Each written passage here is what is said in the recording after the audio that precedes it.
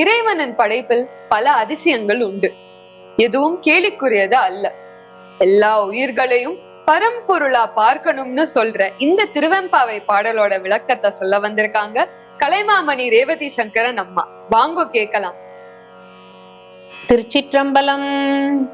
தென்னாடுடைய சிவனே போற்றி, எந்நாட்டவர்க்கும் இறைவா போற்றி.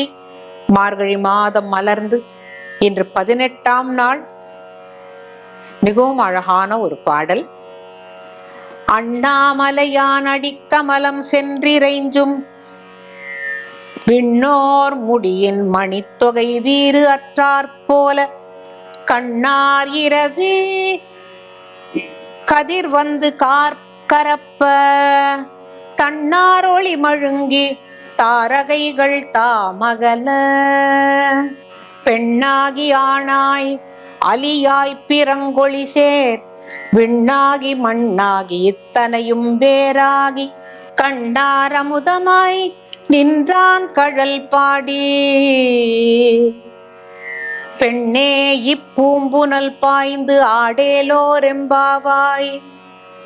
இந்த இறைவன் பாதம் ஒளிமிக்கது. எப்பேற்பட்ட ஒளி அப்படின்னு கேட்டா, தேவர்கள் எல்லாரும் வந்து வணங்குகின்ற பொழுது அவர்கள் அணிந்து கொண்டிருக்கும் இந்த கிரீடத்தில் மணி ஒளி அப்படி பளபளன்னு இருக்குமா. ஆனா இறைவனுடைய பாதத்தை வந்து வணங்கின உடனேவே இந்த ஒளி எல்லாம் மழுங்கி போயிடுமா. ஏன்? பாதத்தின் ஒளி அவ்வளவு அழகா இருக்கும். எப்படி? ஒரு சூரியன் வர வரைக்கும் தாரகைகள்லாம் ஏதோ மினுக்குன்னு தெரியும். ஆனா சூரியன் ஒளி வர வர வர வர இந்த தாரகைகள்லாம் காணா போயிடும். அது போலத்தான் தொகை வீறு அற்றார் போல அந்த மணிமுடியின் அந்த அழகான மணி ரத்தனங்கள் ஜொலிப்பெல்லாம் போயிடும். எப்படி? சூரியன் வந்த பிறகு தாரகைகள் காணா போயிடும். அவன் எப்பேற்பட்டவன்?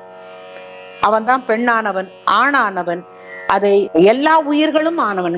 பெண்ணாகி ஆணாய் அலியாய் பிறங்கொழி சேர் விண்ணாகி மண்ணாகி இத்தனையும் வேறாகி ஐம்பூதமாக இருக்கிறான்.